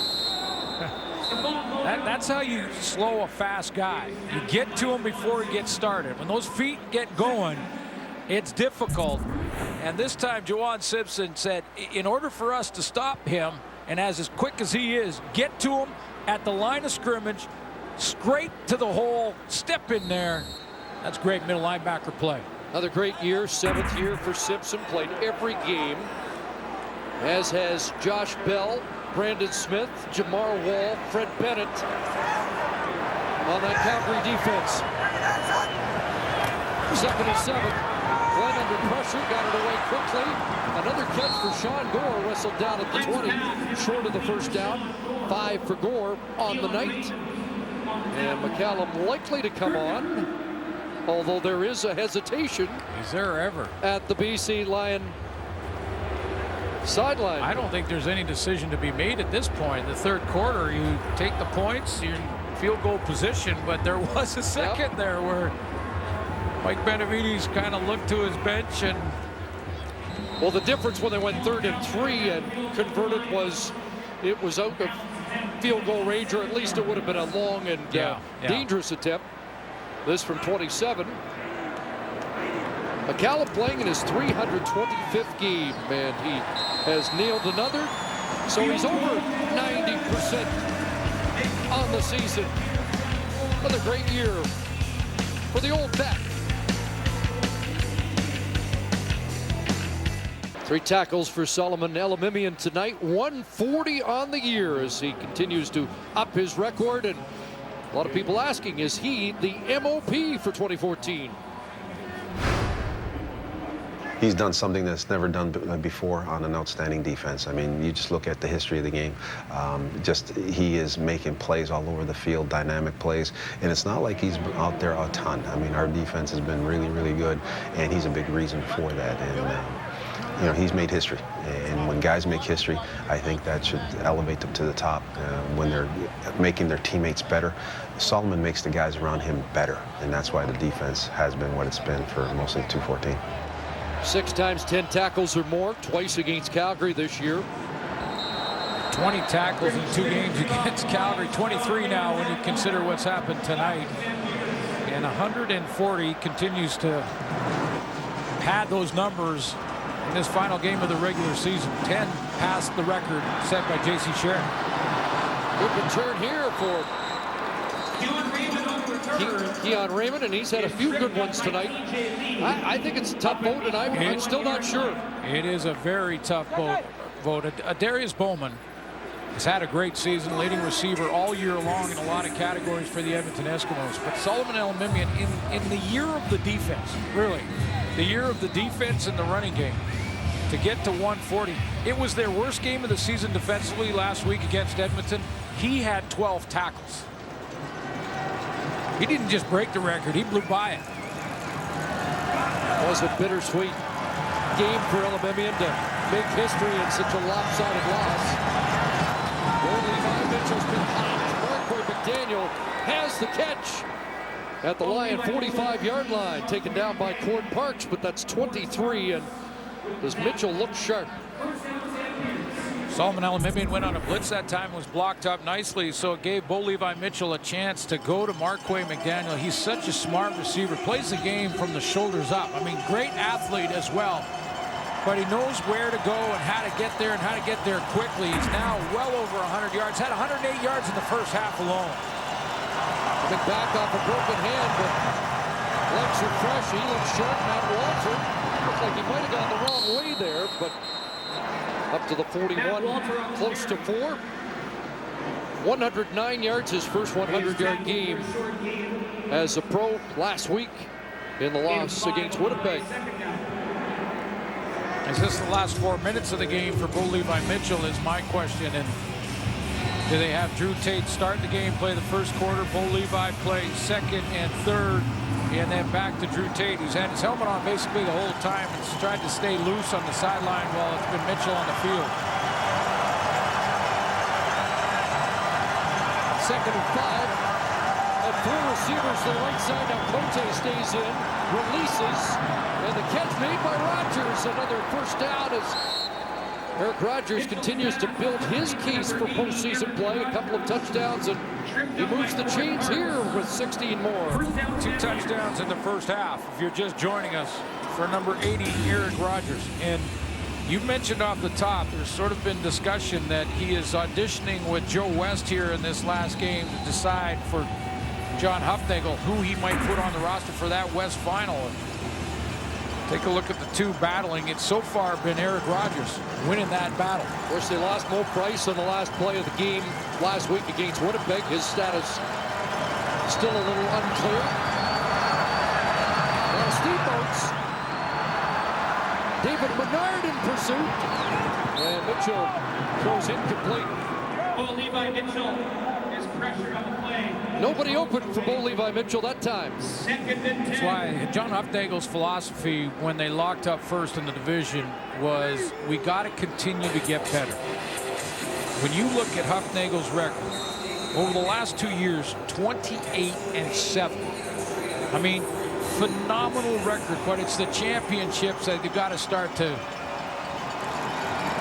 get a few more of those championships. He thinks this is the strategy. 7-1 on the road, 7-2 against the West. 2nd and 10, dumped off to Walter, and reach up to bring that one down. And He'll be stopped short of the first down. It's always so difficult. I mean, you look at John Hufnagel, who's had this to deal with this. There's his overall record. I mean, take 87 wins. Road record of 40-22 and 4 first-place finishes. So he's been in this situation 4 times now, and he's trying to figure out the balance. How much do you play starters? How hard do you push to win those last couple of games? What players do you put in and take out for a rest? Paredes from 26 out puts it through. So they restore the 11-point lead. But that is the quirk or disadvantage of being so good. And it was a problem for Wally Buono in the 90s when they went 15-3 3 years in a row. How do you keep the edge with a couple of weeks off for the other team comes in with some momentum in the postseason? Trying to become the 4th 15-3 Calgary Stampeder team, and again, that doesn't guarantee you a Grey Cup championship. Well, and it's because are you resting players and then lose the edge, or are you playing players and losing them to injury when you didn't have to? It's a tough situation. Once again, it's Logan. Oh, big pop. Good hit there. You know, I say it's tough. It's a good situation to be in when you're first place in the division. And you've got one game to get to the championship here in Vancouver. So, I mean, I like the philosophy from John Hufnagel, where he goes, forget about whether we're resting players or not resting players. We're trying to get better every day in practice and every game we play. That's been the philosophy. We'll see if it works. Just thinking back to those 15-3 teams, they had a couple of years where they had 3 1,000 receivers. The great Alan Pitts, 1 year over 2,000 yards. Through the quarterback. And John Beck, look at that second effort. And gets the first down across the 45. And Lion fans, of course, remember 94. It's one of those games that people bring up to me over and over again. The last-second drama in 94. A little bit of snow falling, and Danny McManus and Darren Flutie spoiling that 15-3 season. And then coming here to win one of the most memorable Grey Cups against the Baltimore Stallions in 94. Louis Pasaglia finish that one off. That was one heck of a playoff run in November. Who's going to have that kind of run in 2014? Glenn, the play action fake, and the throw is complete. Ernest Jackson has a catch and a first down in Stampeder territory at the 49.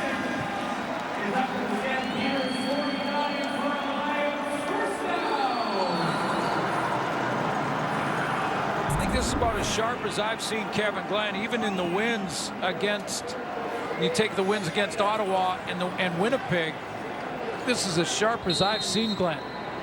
Whether it being avoiding the pass rush, retreating, throwing off the run like he did there. Double tight ends now, back in the hands of Logan. To the 45, Glenn's 20 of 27 for 256 yards. And 277 in the win at McMahon, but was held to 127 in the second meeting. 14-7 loss also in Calgary.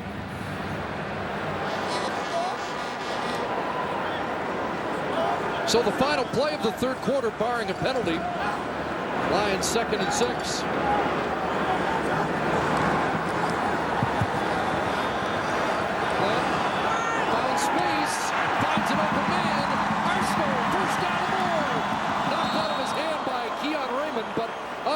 So the Lions will retain possession in the score zone when we start the fourth quarter. Arsenault has a touchdown in the game, and now they're in position again thanks to a 23-yard completion from Kevin Glenn to Manny Arsenault. 27-16 Calgary, three-quarter time. Calgary leads by 11, 1 yard the difference in total yards through three quarters. Yeah, we're getting primed for the playoffs. Over 700 yards of offense between these two teams. Eric Rogers has looked great for the Calgary Stampeders. BC Lions, Stephon Logan, over 130 yards. We're getting ready for playoff time. So are you telling me there's going to be more offense in the playoffs than there was in the regular season? In the year of the defense, I'm not sure Probably yet. not. I mean, and all the teams are the good teams in the league. The playoff teams are run-first teams for the most part. Certainly the Calgary Stampeders and Lions are. So I'm sure we'll see a lot of what we've seen all year long. But tonight they're putting on an offensive show. Both teams playing hard. What we know is that Marquay McDaniel is a big plus for Calgary's offense, and that Stephon Logan is a booster shot for the BC offense. So first down, Glenn to pass. Looks toward the end zone, intercepted. Been picked off by Keon Raymond, back the other way. And he'll step out at the Calgary bench. But Raymond has his 5th interception. He had a pick 6 against the Lions at McMahon. Returns it to the Stampeders 50-yard line. Keon Raymond starts to make big plays about this time of the year. The last time they played against each other, these two teams, he had a pick in that one as well. He starts out to the right, and I think Kevin Glenn thought he had a wide open middle, and he didn't realize that Keon Raymond could break that quickly on the ball across the middle, and he was hoping that Ernest Jackson would go to that empty space. He didn't. Communication issue between receiver and quarterback, but an even better play made defensively. 20th career for Keon Raymond. And I bet, I don't have this statistically confirmed, but I bet at least half of those interceptions, when they matter most down the stretch in big games, playoff games, games against rivals. He usually tacks on a pretty good return as well. Hey, Gabby. Hey, boys. Hey, baby, I love you. Hey, Mom. That's a pro, 7 years in the league, and he is one of the key factors in that Calgary defense. Yeah, baby.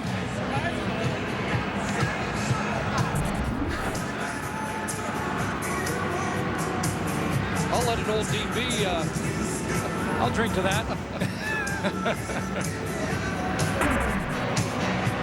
And they're ranked number 2 in points allowed.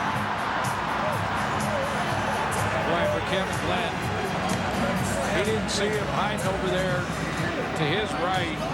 You hate to throw an interception when you're in the plus territory and have a chance to put points on the board, even if it's just a field goal. And Calgary team has found a way. Kevin Glenn's got to shake that one off. That's good, baby.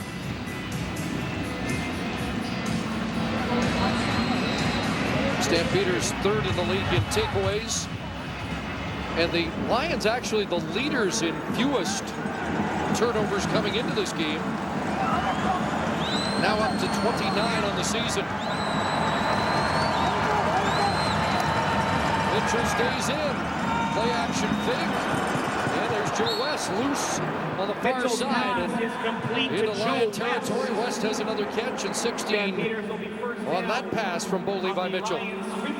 Go back to that interception one more time, and I'm convinced that Kevin Glenn thought Ernest Jackson would go to the middle and into that hole, and he just decides when he sees his man jump inside Brandon Smith to stay wide, and that leaves that void for Keon Raymond to take it. Allen the handoff, and Alabamian wrestles him down. Remember, no Adam Bighill, but expected to be available next week. The dynamic duo likely to be reunited after Bighill suffered a broken hand and underwent surgery this week. They should be ready for playoff time.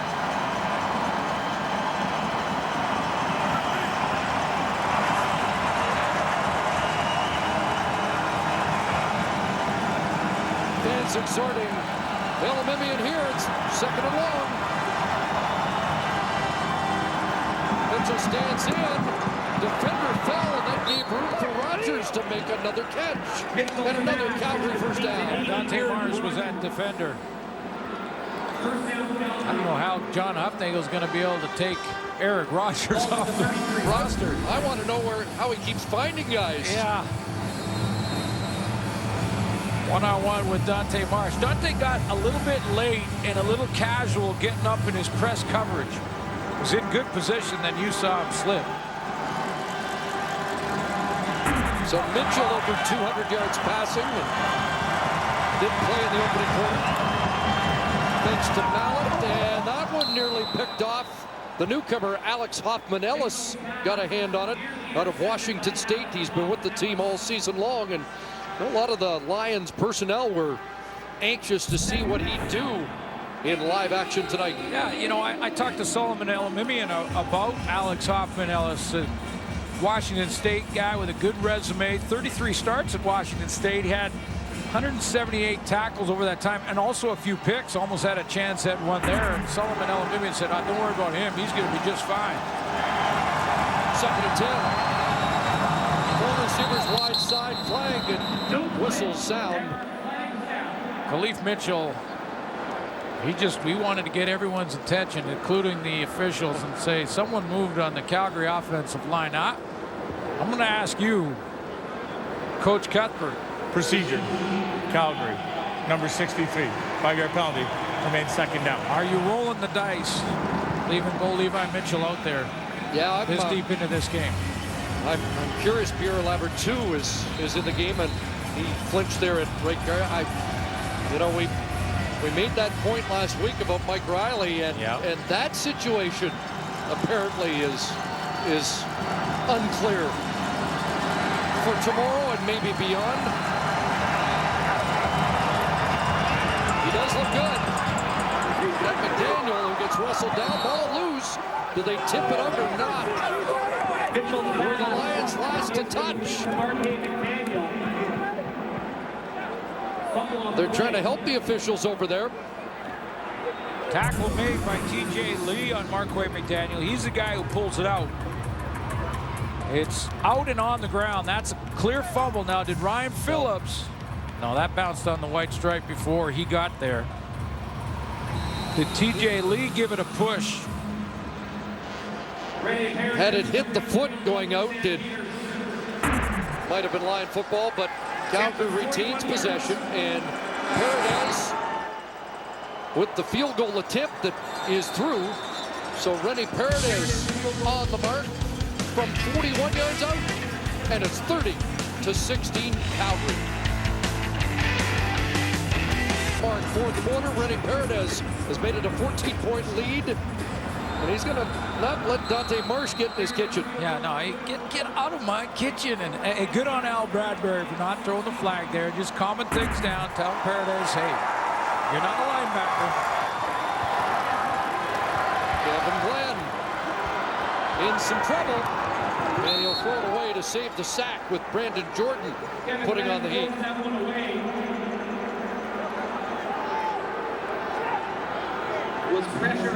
CFL on TSN action continues tomorrow. Doubleheader. First up, the big one. Alouettes, Tiger Cats. Playoff spots on the line, and then the Eskimos and Rough Riders will sort out who's third, who the crossover team is. Live coverage gets underway. 3:30 Eastern, 12:30 Pacific on TSN.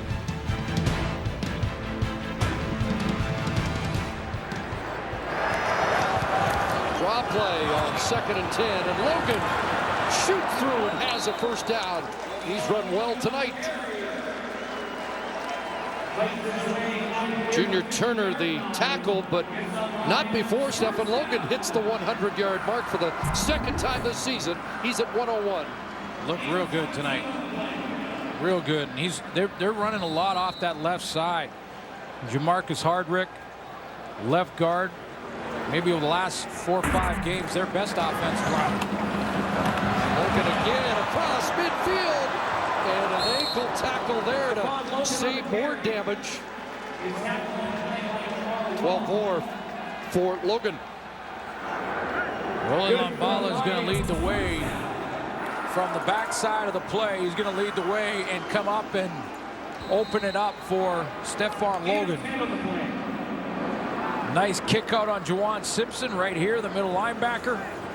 Gives him a little crease, and he does some damage in the open field.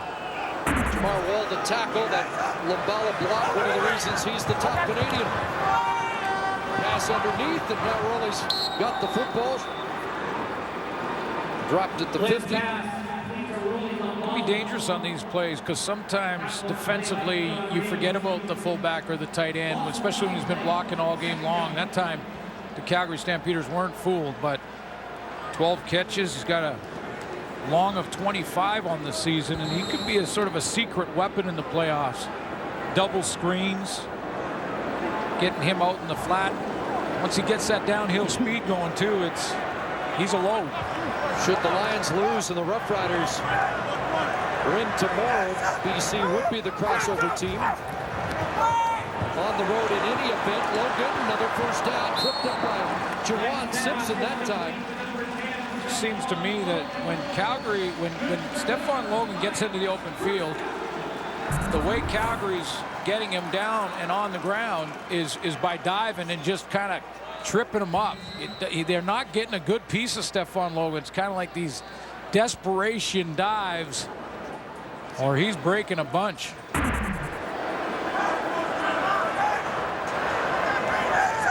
First down at the 36, short drop, quick hitter, and off his shoe tops, Arsenault makes the catch.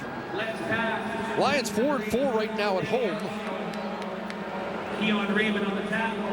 Former BC Lion defensive coordinator.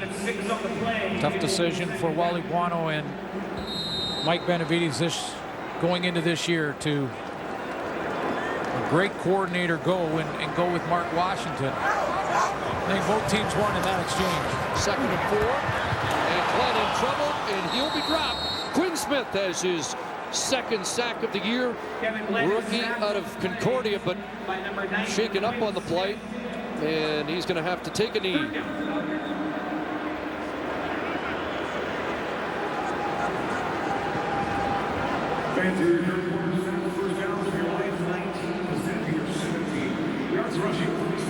So Smith gets attention. We're midway through the 4th quarter. We'll step out for a timeout. Smith helped to the sidelines. Lions were looking at a field goal and now put the offense back on the field. 3rd and 8. Sean Lemon trying to get around the corner. Logan the catch, but he'll be dropped short of the first down. Another tackle by Jawan Simpson. Well, you know, the pro in Jawan Simpson, you mentioned that it's been tough to corral Stephon Logan because the tacklers for Calgary have been diving at his feet and trying to trip him up, but this time Jawan Simpson just tracks him, and he knows he's the primary target. He knows that this is the guy that Glenn wanted to go to from the get-go on the snap. And the veteran of 7 years, all with the Stampeders, closed the door quickly. Guys in the studio showed him chirping prior to the game. And just watching him, you knew he wasn't going to take the night off. Wanting to win is a given for these guys. Drew Tate looks like he'll finish off. And Markway McDaniel, another catch, and he has a first down for Calgary. Boy, last year it was a negative when they lost McDaniel in the final game. This year, what a plus it is to get him back in the final game. Yeah, his last full game that he played before the 6-game stint on the injured list was against Edmonton. It was a 4-catch, 124-yard game, and Markway McDaniel's past that.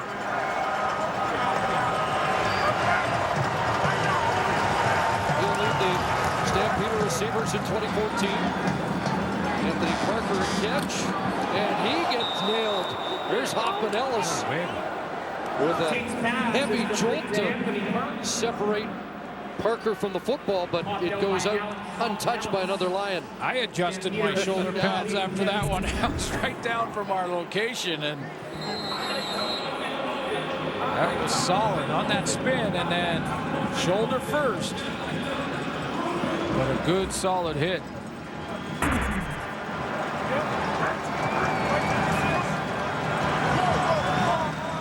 Second and 3. Blitz, and the pass pass is caught. McDaniel, who came into the game as still the leader in second down conversion catches, has another as Marsh and Juwan Simpson get tied up along the sideline. Well, this is an interesting play because Court Park's going to come on the blitz, and that means that there's got to be coverage from J.R. LaRose and Dante Marsh. Both drop. Go ahead and run it, guys. Both drop the deep route, which was Eric Rogers, who's wide open in behind everybody. They both jump. Drew Tate didn't see it in time. 10th catch, 158 yards for McDaniel. Martell Mallett bounces off first contact across midfield and gets a couple of yards when it looked like he could have been dropped for a loss. That blitz that they're running, that halfback blitz, whether it be Court Parks, TJ Lee, and asking J.R. LaRose to come and cover, is one that Mike Benavides and Mark Washington are going to have to think about heading into the playoffs. That's caused them some problems in this game tonight and set up some matchups that Calgary have taken advantage of. Clock runs under 5 minutes in the fourth quarter. 2nd and 8. Tate to the sidelines. Joe West the catch. And yards after first contact there for West. Another first down as Dante Marsh couldn't bring him down. BC Lions fans are going, okay, you're trying to gauge your team heading into the playoffs. Calgary coming in a game that didn't matter at all in the standings, playing a lot of backups, no John Cornish. I know Lion fans may be a little worried about their team right now. Remember, starting defensive line for BC is not in the lineup tonight. So West has 5 catches, 87 yards. Rogers 4 for 77 and 2 touchdowns. And McDaniel cut down, short gain, didn't like the low hit.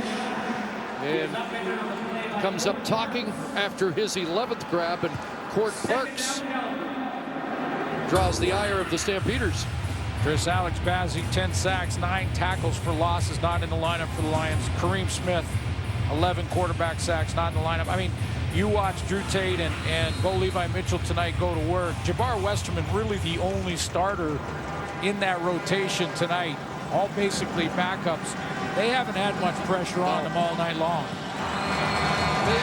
Maybe 1 or 2 plays where the heat was on. A little shovel here. Mallett breaks a tackle and helicopters off the hit by Marsh into first down territory. And the other thing is, that's maybe one of the reasons that Mark Washington has gone with more secondary blitzes tonight. Timeout.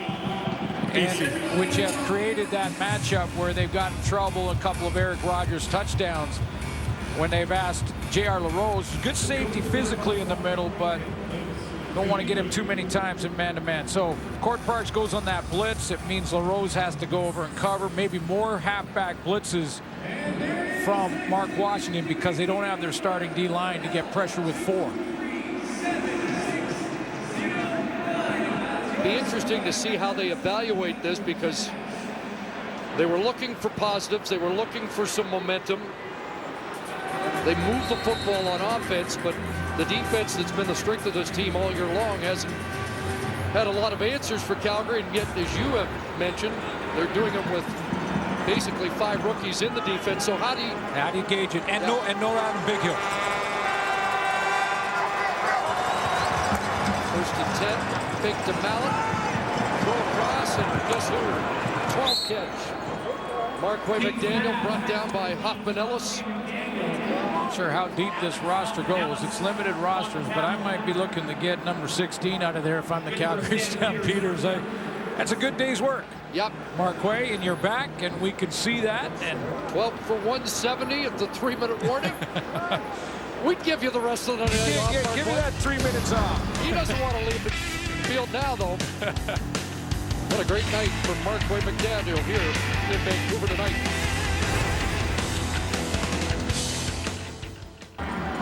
The Stampeders and the Lions. Bryant Moniz is in now with the short yardage team. 2nd and inches. Plunge ahead. That should have it. Calgary poised to go 14-4.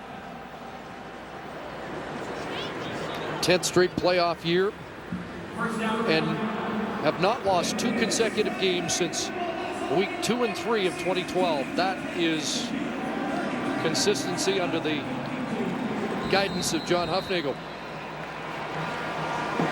Well, and he's kept the pedal to the metal. You know, Sean Lemon has played basically the whole game. Marquay McDaniel, he switched back and forth. That was clearly the plan coming in between Bo Levi Mitchell and Drew Tate. Allen, move off the left side and a cutback. Dropped it to 7. And if you're Calgary fans and didn't see the beginning of the game, Farhan Lalji on the sideline talked about John Cornish and how that he is feeling fine and believes that he'll be ready for that Western final. So while we talked about the Lions don't have their starting D-line, Calgary doesn't have maybe arguably the best player in the game in John Cornish. Timeout. BC. One of the things that's impressed me about Calgary this year, they have won every quarter overall this season. They've scored over 100 points in each quarter. Whereas the Lions, as an example, have only 47 third-quarter points. They have not come out of the gate for second halves this year very well. But that Calgary team just consistent from start to finish.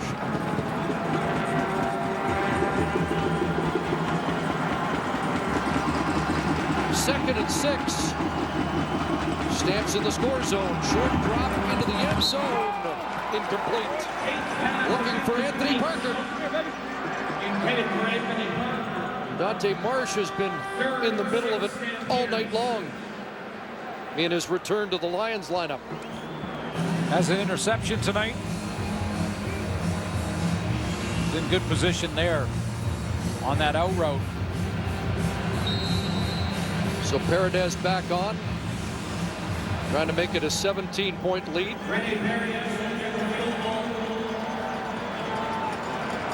Dante Marsh, we'll see if he gets in his kitchen again. It did. Paredes has another. 33-16 as the chirping continues. Great traditions with the BC Lions is their remembrance ceremony at halftime of the final regular season game, and an impressive halftime ceremony here tonight. And we remind you, Remembrance Day is Tuesday as we salute the veterans and the sacrifices they made. Tito Pobla's got a catch up at the 43. And the Canadian Football League will honor the veterans with the Jake Godar Veterans Award, which is given to the player that best demonstrates the attributes of Canadian veterans. It's been handed out since 2010. The nominee for Calgary will be Anthony Parker. And for the BC Lions, it's Andrew Harris, not dressed tonight. Logan second and short, reaching out for the first down at the 45. Of course, Jake Godar, member of the Royal Canadian Air Force in World War II and a former commissioner of the Canadian Football League. The award is presented by Veteran Affairs Canada, and it's an important one. We go awards night. Every team sends in a nominee, and it's a tremendous honor. First winner was Mike McCullough, the Saskatchewan Roughriders, back in 2010, and Anthony Parker's up for that award this year. Stefan Logan has 222 yards from scrimmage tonight. A pass for Iannuzzi is incomplete. Logan's rushed for 114 and has 70 yards receiving, 38 return. You know, you look at the scoreboard and you think for the BC Lions that he didn't play all that well, but Stefan Logan put up those 200 yards. I think you can take 2 plays. Interceptions from Kevin Glenn in the score zone. That last one by Keon Raymond. They turned the tide here when it looked like it was a close one, and there is another sack. Quinn Smith's got another. He was shaken up on the first sack of the game. Comes back in and has 2 on the night, 3 for the season. Nice twist up front. Not too. This is just a little twist here. It's not necessarily blitz unless you send a linebacker or a defensive back involved as well. But a little twist just causes Dean Valley a split-second hesitation. That's all it takes. 4th sack of the night for the Stampeders, and that ends a streak of 12 consecutive games so that the Lions held their opponents to 3 or under after a tough start to the year in that department. There's Anthony Parker, the nominee you talked about.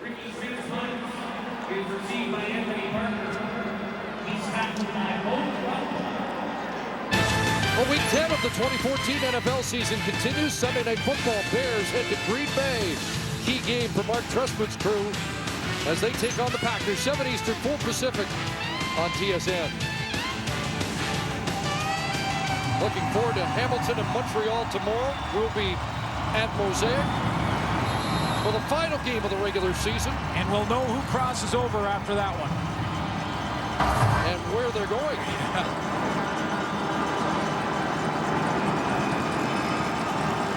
So it will come down to the final night. Martel Mellon stopped after a short gain of Hoffman Ellis there. Boy, a lot of good things happen tonight for the Western Division first place team. Marquay McDaniel was a big one, but they also got excellent play out of the starter tonight, who'll get his 3rd win as a starter this year. He'll now be 3-1 on the season. Bo Levi Mitchell played the 2nd quarter and the 3rd, a little bit into the 4th, and then gave it away to Drew Tate again to finish it off. The most passing yards surrendered by BC this year. Over 400 is Mallon on the ground, up to the 39. Well, we'll see if the strategy pays off for John Hufnagel, and it's just to keep pushing. He played John Cornish, and a lot of eyebrows raised when he played him in that Winnipeg game. Again, that didn't matter in the standings. That was last Winnipeg game of the season, and they were out of the playoffs. And Cornish is going to be okay, is what we're hearing at this point. Played Bo Levi Mitchell 2 quarters tonight, but the philosophy's been continue to improve. This team is ready to host that Western final.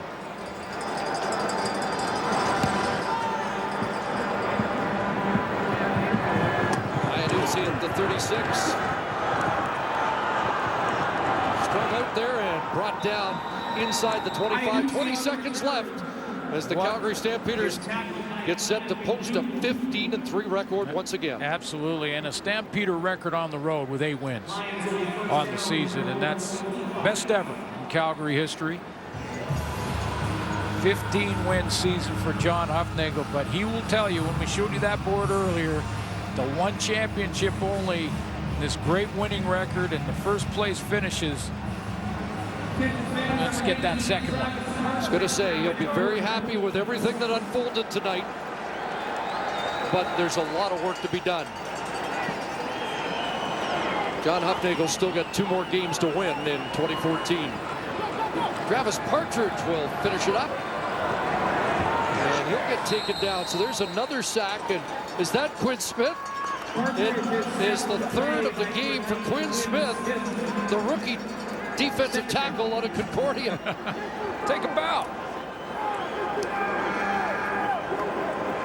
Well, that might be top Canadian honors for the final week of the regular season. And the Lions, who have said they've beaten everybody except one team, may have to play that team next if they stay in the West. Final play of the game. And the Calgary Stampeders will put this in the books. 33-16. John Hufnagel's crew 15-3 on the year. And he drops the Lions to 9-9. And we'll await the result tomorrow to find out if BC stays in the West or is the crossover team. That's the story tonight from BC Place Stadium, the final regular season game for both. So long from Vancouver. Sports Center is now.